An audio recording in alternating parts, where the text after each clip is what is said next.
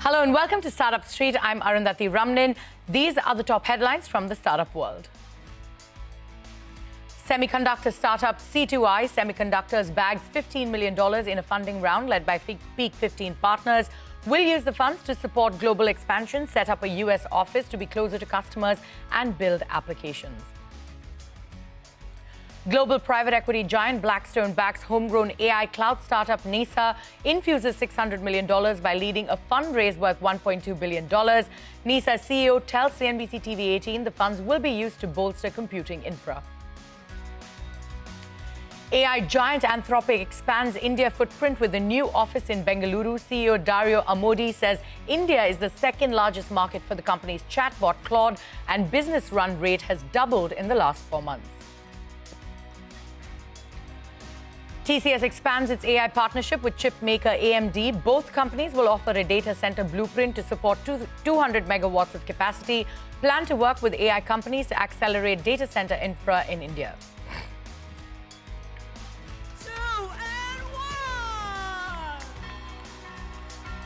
India's first AI company, Fractal Analytics, makes a tepid debut on Dalal Street. Lists at a 3% discount, lists at 876 rupees a share, lower than its IPO price of 900.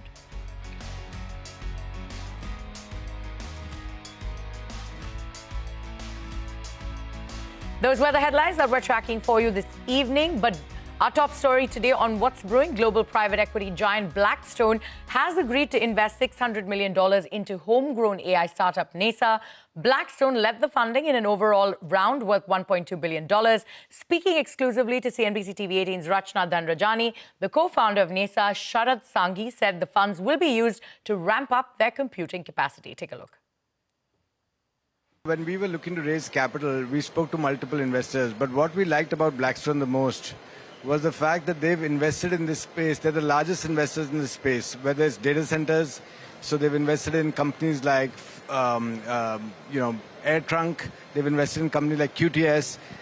Also in the neo cloud space, they've invested in companies like CoreWeave and Firmus.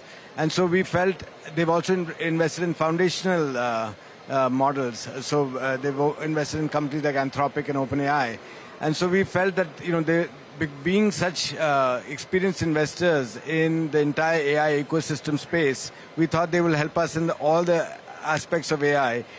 So in addition to the capital, which is of course needed, they're also going to help us in supply chain resilience with data center availability, with GPU availability, and also with the learnings that they've had with these investments that they've done abroad, which is why we went with them. Walk us through the structure of it. $600 million is an upfront investment, and then there's an option to scale it up further by $600 million later. Yeah. Walk us through the capital deployment that you're looking at. Yeah, so the capital deployment will largely be in GPU infrastructure.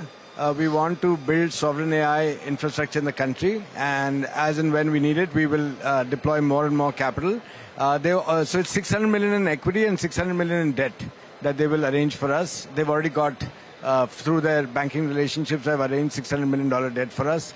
So, as we scale, our vision is to build, several inferencing clusters across the country, initially in India, and then maybe even in Asia Pac. You mentioned India is a very consumer-sensitive and a price-sensitive market. What is the kind of demand trend that you're seeing from your clients? We are seeing very, very aggressive demand from multiple sectors. So first from enterprise, in the leading sector there is financial institutions. So we've got several of the leading banks, insurance companies, and payment gateway companies as our clients. We also see a lot of demand from research and education companies like the IITs and the ISCs. We see a lot of demand from the government through AI Mission as well as through the centers of excellence. And last but not the least, we see a lot of demand from startups and digital natives because they are the first to adopt AI. And moving on the hot seat today, India's digital astrology and spiritual guidance space is scaling rapidly. And one of the biggest players in the segment, Astrotalk, has just posted a breakout year. The company reported an 85% jump in FY25 revenue, crossing 1,200 crore rupees in total income. This was driven by higher paid consultations, strong repeat usage, and deeper engagement across its app-led services. It's also expanding beyond consultations into commerce and product-led offerings while investing heavily in technology and talent. So what's powering this surge? How profitable is the model at scale? And what's the next phase of growth? Joining me now to discuss this further is Puneet Gupta, the founder and CEO of Astrotalk. Puneet, it's great to have you on the show today. First up, Astrotalk has delivered this 85% revenue growth in FY25, right? What were the 2 or 3 biggest growth drivers behind this surge? If you could sort of take us through what drove demand this financial year. So we are growing almost 100% year on year. So it is not the first time we have grown this much. But now when you have asked this question, I think 2, 3 things we have done in this year is we have kind of looked for better geographies in which we can expand. So like we are heavily marketing in south of India, which was not our focus area earlier. We are expanding outside India a lot. So a lot of our revenue is coming from outside India, people. So mostly NRIs who are residing outside India. So they are also coming and consulting with our astrologers. All right. So you're seeing a lot of demand coming in from NRIs, and you're seeing this deeper engagement and rising paid consultations, right? What are users primarily coming to Astrotalk for today? Is it like relationship and career advice, financial guidance, or just general spiritual consultations? And how are user patterns sort of shifting as the platform scales? So most of our revenue comes from problem related to marriages. So even, if we talk about the age at which maximum customers consult is between 25 to 35. That's where people get married in India. And the issues are they are either in a relationship or they're looking for another partner to get married to. And that cycle takes a lot of time. So it takes about 2, 3 years to, find someone to get married to. That's the time they consult with an astrologer to know whether this person is right for them, whether they'll find someone, and how that person would be when they find a person like that. And so this is like more than 65% of revenue comes from relationship and marriages. About 30% comes from issues related to career and business, and the rest is miscellaneous that could be related to finances, health, etc. Sure. And do you sort of see these patterns changing between the geographies? Like, do you see different patterns in India versus, your clients in the US? Not really. So it is almost the same. Little difference is like if we talk about US, it is if we talk about people who are not NRIs and they are Native Americans, let's say. So there, I think the pattern would be more related to relationship than marriages. So like in India, people are mostly concerned about their marriage. In the US, people are mostly concerned about their relationship, whether they should live in with this partner or not, whether they want to plan a baby with this partner or not. So that kind of differences are there. But again, it is mostly related to relationship only. So everyone around the world is basically worried about their relationships and want to understand how to go forward with that. But, despite heavy investments in tech, talent and marketing, right, you've sort of shown strong adjusted profit growth. What levers are helping you improve operating efficiency at scale? A lot of things. So we are doing a lot of things on retention, which we were not doing earlier. So that is helping us. We are trying to understand our customers better. We are doing better marketing in terms of the kind of communication which is going out in our marketing. Then we are also working a lot in improving our astrologer quality. So we have our tech in place. We do a lot of moderation in understanding what kind of astrologers do well, what kind of customers want what kind of astrologers, and then we do the similar kind of matching. So that actually helps us in retaining those customers, and we end up making better profits. All right. And your core business is consultations, but you've now sort of added this commerce through Astrotalk store, right? How meaningful is the commerce vertical becoming in your overall revenue mix? And are you going to sort of double down on this going forward? So very interesting. So we started this business because a lot of our customers would come to us and ask like they want this kind of stone or this kind of crystals, but like your astrologers are suggesting it, but we cannot buy it on Astrotalk. And our astrologer would tell them that you can buy this from local market. So these customers would actually want us to sell those crystals as well. So that's where the idea of starting Astrotalk store came. And once we started, so now I think about 10 to 15% of our revenue, overall revenue, is coming from Astrotalk store, which is our D2C player. And it has just started a year back. So I think it will keep growing 100% year on year in the next 2, 3 years at least. All right, so seeing a big growth on that front as well. Now, tier one cities currently drive most of the activity for you, right? So what's the strategy for you to sort of unlock the next wave of growth from tier two and tier three markets? Is that a focus for you? Yeah, it is. What we do different from other applications available in India is, so we provide very personalized one-on-one consultation. So whenever we do that, it becomes a little expensive. Rather than giving them generic advice or giving them a free reading about their birth chart. So because it is expensive, it is little difficult to give that service in tier two, tier three cities. But at the same time, we are trying to onboard astrologers who can provide services at a cheaper rate so that people from tier 2 tier 3 cities can also come and speak to them, get a personal reading as well. Although we still have about 15% of our revenue coming from tier 2 tier 3 cities, but again, like those are people who are doing financially well and are able to afford those services. So as we grow, so we will try to reduce our price at least in tier 2 tier 3 cities by hiring different kind of astrologers to become very meaningful for them. All right, so trying to reduce those costs there. But if you could quickly tell us, you've got 20,000 astrologers on the platform. Quality and trust are crucial, right? So how do you ensure consistency and credibility? So I think this is the most difficult job for us. While hiring, also we take about 3 to 5 rounds of interviews to ensure like we are hiring the best talent. So we have a lot of case studies in which we ask them about the past of those people. So astrologers have to come to Astrotalk and predict futures about our customers. But when they are giving interviews, we ask past of our customers from them to ensure like they are credible, they are able to predict well. And then we also do a lot of technical rounds to understand whether they know astrology or they are just another a person claiming to be an astrologer. So we do that, and after that, once they are onboarded, then also we have a technical engine that keeps checking their performance. So if they do well, they get more visibility on the app, and then they get more customers. If they don't do so well, they kind of get less work, and slowly they go out of the system. So we do a lot of things to make sure our customers get the best kind of service from Astrotalk during these paid consultations, and this is how we are managing it. Sure. All right, Puneet, thank you so much for joining us on the show today, and we wish you all the best on this journey going forward. Thank you so much. On that note, it is time for us to head into a short break. But coming up next, fashion quick commerce startup Zilo has stitched up a $15.3 million Series A round led by Peak 15 partners, doubling down on its belief that on-trend fashion can be delivered in under 60 minutes. Stay tuned for that.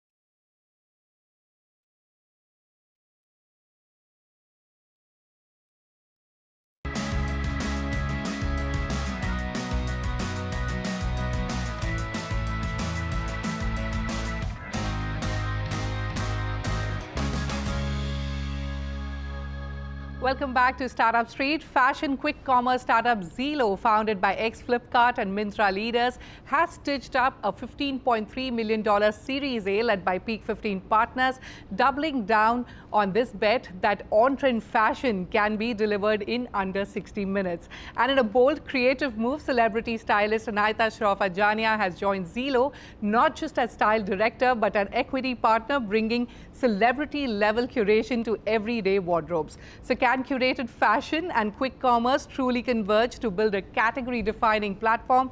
Let's dive in with co-founders Padma Kumar Pal, Bhavik Javeri, and style director Neysa Ajania. Thank you very much for your time. Padma Kumar, let me quickly start with you. You're promising delivery in under 60 minutes. Now, fashion is far more layered than groceries. So how are you working on the unit economics, and especially at scale? Fashion is a high margin category. Yes. But fashion is also a high intent category.